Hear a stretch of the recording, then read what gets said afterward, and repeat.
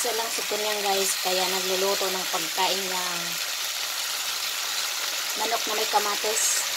Nilagyan ko ng ano. Ginisa ko lang.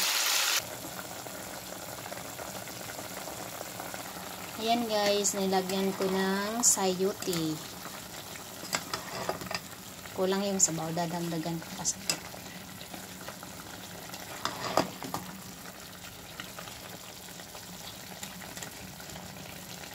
Mag-isa si Kunyang eh. Dagdagan ko ng sabaw guys, para ano.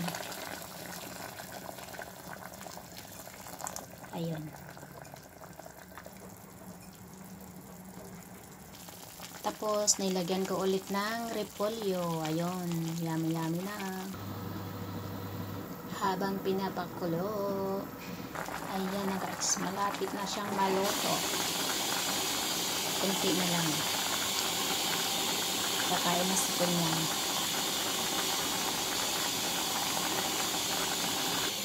Nagluto din ako ng kanin guys, para makakain ako ng kanin.